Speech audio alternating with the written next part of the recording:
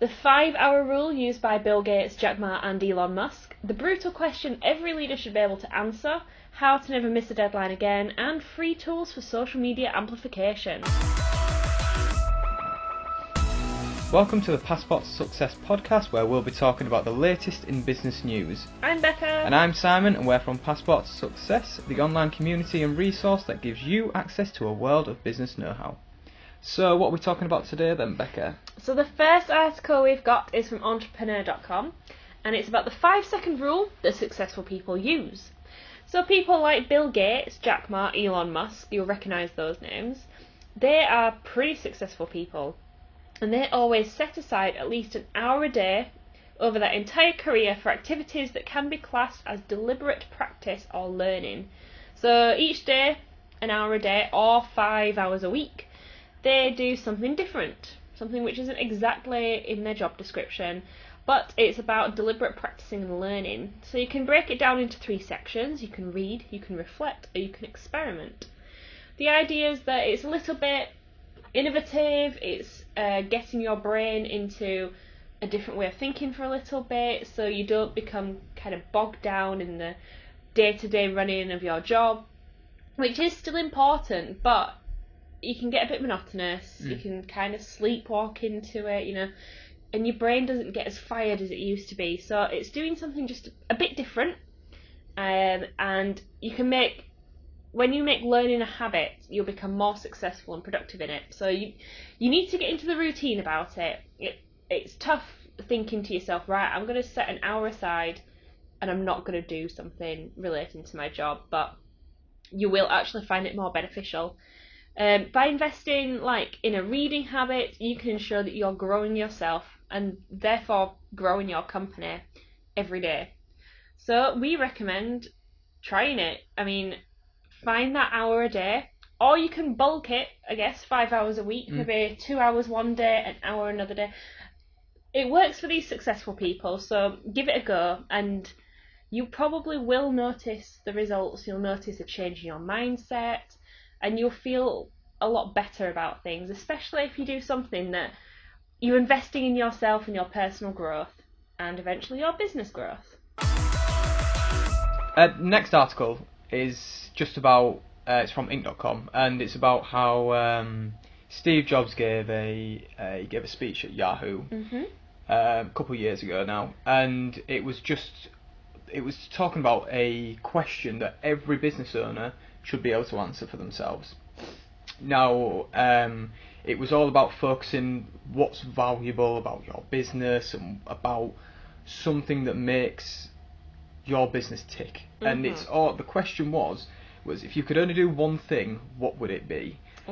And once you had a complete, precise answer for the question, then you had to ask yourself another one, which was, if you're are you actually devoting the right amount of time, the right amount of effort towards this answer to the question? Yeah. If you're not, why aren't you? And it's just a good way of getting you to focus on what's actually needed for your business and for you to drive your business forward. You don't want to be stuck at a certain sort of, you'll hit a ceiling eventually with your business, and if you don't know how to take it forward, then you're just going to stay, business is just going to be very stale.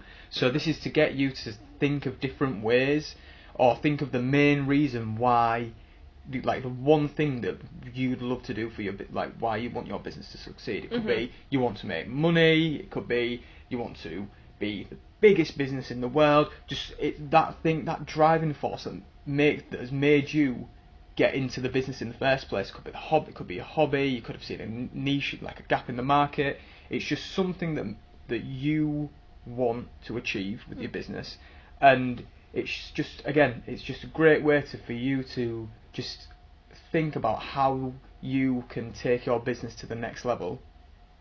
As when you're an entrepreneur and you're just starting up, a lot of people will be stuck thinking, not entirely sure where to go next with the business, and if they've got the right set of tools to take the business forward. And there are different areas you can go to find all of this, on our website, through our destinations, on the forums, and there are always ways to find different routes forward. There's always different ways. So yeah, it was an interesting article. I'd definitely recommend going to read it all. This is just obviously I've got a quick snippet from it. So the next one I've got is from dailyinfographic.com. Love a good infographic, me. And the one that we've particularly found interesting this week, and you will definitely take a lot away from this, not just you personally, everyone, is how to never miss a deadline again. How many people have missed deadlines? I mean, there's various factors, time, work amount, life really. And we've got 9 things which will help you to never miss a deadline again. When you miss deadlines, it can cost your customers, it can cost your clients, you can gain a bit of a bad reputation.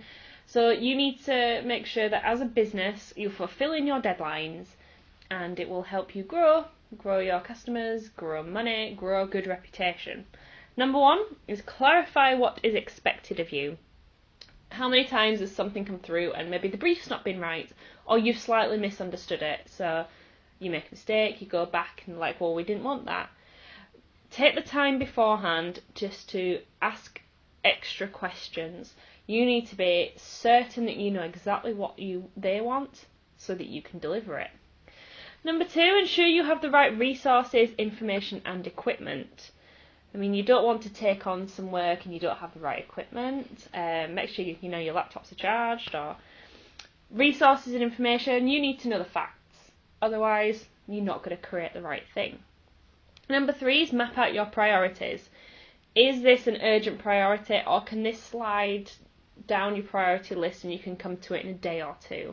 Discuss it with your client, make sure you know what the deadline is, and then look at all your other workloads so you don't want to become overwhelmed. Number 4 is be realistic about what you can accomplish and when. If you think it's going to be quick, that's fine.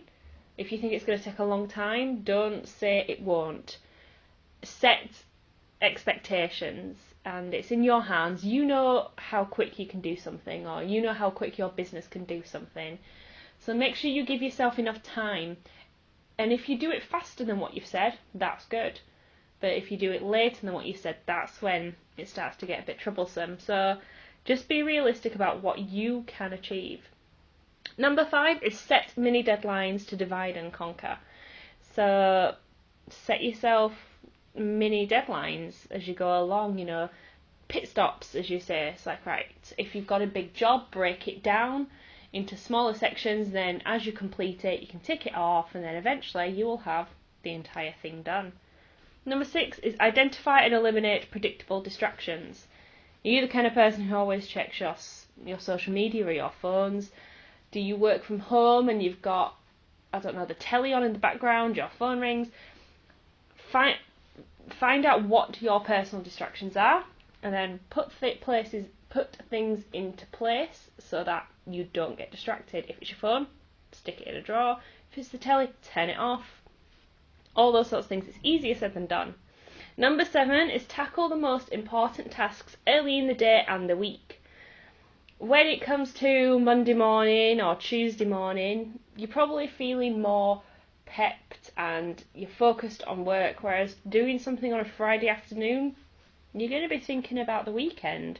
So if it's really important, get it done earlier, and if needs be, you can then send it to the client in case they need to check in or proof anything, but definitely start earlier. Don't leave it to when you're getting distracted by thinking about what you're doing this weekend. Number 8 is use technology to help remind you of key tasks. So you can set yourself timers or reminders in your calendars, in Outlook, in your phone. There are plenty of websites where there are online to-do lists. There's several where you as a team can put all your work up there and you can tick it off as you go along. You don't have to invest, some of them are free. Invest some time into looking into that sort of thing, if that will help you. And number 9 is don't overcommit to yourself. Yes, it's great that you've got a load of clients wanting something at the same time, but you don't want to ruin your relationship with all of them. You need to manage the expectations. So if you're very busy at one moment, you might need to say to someone, can this wait? I have a lot on at the minute, and then I will do yours after. Try and see if you can work around all your other workloads as well. Your customers will appreciate you for it because they might need to wait a little bit longer, but then they'll get a better result from yourself. And the last one we have is looking at the free tools you can use to help amplify your social media, pretty much. So hopefully this goes for a lot of the businesses out there who are just getting started on social media. So one of the first tools we'll be recommending is Sumo. This offers a good variety of tools with a list builder and a share button. They are the most popular two of the tools, but there's a good vast selection there that you can choose from. So the second tool we'd definitely recommend is Triber, which is a tool that all connects a group of people together who will have similar interests and share content within these tribes so they can support each other. It's good at obviously bringing people who have similar interests together so that you can obviously target a particular audience of your customers, if you'd like, and help narrow down your actual customers. So the third one we'd recommend is Viral Content Bee. So this is very similar to Triber, but it's more community built. So all the content's around promotion and sharing other people's content who are members. So then when you produce some content, they'll be able to share yours. So it's all about integrating with other people who are within the community and being able to share each other's content. So you're actually getting beyond the group, and there's a much wider audience out there for you. So the fourth one we'd recommend for a bit of a social media amplification is If This Then That. So this is a way of connecting two apps together that don't usually connect.